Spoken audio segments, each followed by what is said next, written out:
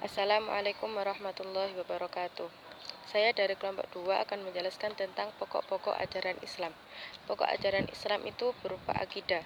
Di dalam pendidikan akidah, menjelaskan tentang hakikat manusia yang diciptakan di bumi, yaitu memiliki kesadaran untuk bertuhan dan menuhankan. Salah satu contoh yang saya ambil di sini yaitu masalah yang terjadi di dalam praktek ibadah. Nah, ketika seorang muslim melaksanakan sholat, berarti dia melakukan syariat. Tetapi dia melakukannya itu tidak karena Allah atau hanya ingin dilihat banyak orang. Artinya dia itu tidak memiliki atau tidak melakukan akidah. Karena sholatnya tidak karena Allah. Dan sholatnya itu tidak bermanfaat bagi dirinya sendiri, apapun bahkan bagi orang lain juga tidak ada manfaatnya. Jadi dia tidak mendapatkan manfaat akhlak dari sholat tersebut. Karena akhlak itu merupakan perbuatan yang mendapat pahala, tetapi malah jadi sia-sia karena dilakukannya tidak karena Allah atau ingin dilihat banyak orang. Penjelasan saya di sini tentang pokok-pokok ajaran Islam. Nah, pokok-pokok ajaran Islam itu ada 3, yaitu akidah, syariah, akhlak, yang merupakan menjelaskan tentang akidah. Dalam Islam, akidah ialah iman yang sumbernya dari Al-Quran, yang pengertiannya itu sudah dijelaskan oleh Syekh Hasan Al-Banna, yaitu beberapa perkara yang wajib diyakini kebenarannya oleh hati, mendatangkan ketentraman jiwa, dan menjadi keyakinan yang tidak tercampur dengan adanya keraguan-raguan. Jadi, akidah itu bisa disimpulkan dengan rukun iman, yaitu iman kepada Allah dengan melaksanakan perintahnya dan menjauhi larangannya, iman kepada malaikat, rasul, kitab-kitabnya, dan lain sebagainya itu. Jadi manusia di dalam akidah itu harus mempunyai keyakinan untuk mengetahui kebenarannya dengan bulat dan penuh dan tanpa ada keraguan-raguan, sehingga semua itu bisa menenteramkan jiwa. Nah, selanjutnya pokok akidah. Pokok akidah ada 3. Pertama ilahiyat, yaitu yang berhubungan dengan Tuhan, seperti wujud Allah, nama-nama Allah, sifat-sifat Allah, dan lain-lain. Sedangkan yang kedua nubuwah. Nubuwah itu hubungan dengan Nabi. Kepercayaan kita yang berhubungan tentang Nabi, yaitu seperti ucapannya Nabi, daun-daunnya Nabi, kitab-kitabnya, dan lain-lain yang berhubungan dengan Nabi. Yang ketiga yaitu ruhaniyah, yang menjelaskan tentang ruhaniyah itu yang hanya bisa diketahui oleh sam'i, seperti dalil-dalil Al-Quran, hadis-hadis, seperti alam yang tidak terlihat, alam barzakh, akhirat, dan yang lain itu. Nah, untuk yang selanjutnya yaitu tentang syariat. Syariat menurut bahasa yaitu kebiasaan atau aturan. Sedangkan menurut istilah yaitu aturan yang diturunkan oleh Allah untuk mengatur hubungan manusia untuk mencapai keridhaan Allah.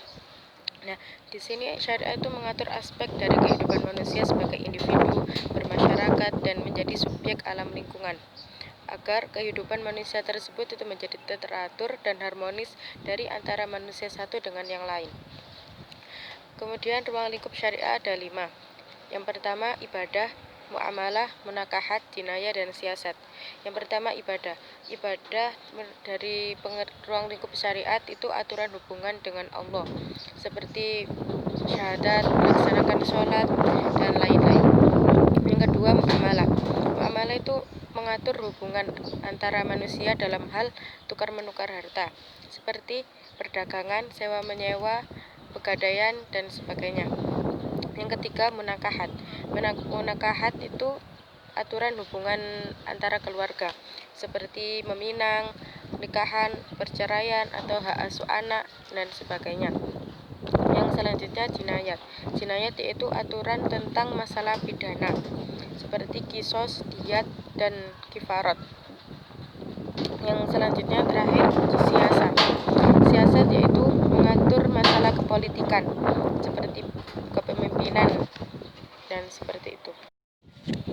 penjelasan yang terakhir yaitu tentang akhlak. Akhlak ialah kondisi mental, kondisi hati, batin dari orang yang mempengaruhi perbuatan dan perilakunya. Akhlak ada dua, yaitu akhlak baik dan akhlak jelek. Akhlak baik biasa disebut dengan akhlak mahmudah, dan akhlak yang jelek biasanya disebut dengan akhlak mazmumah.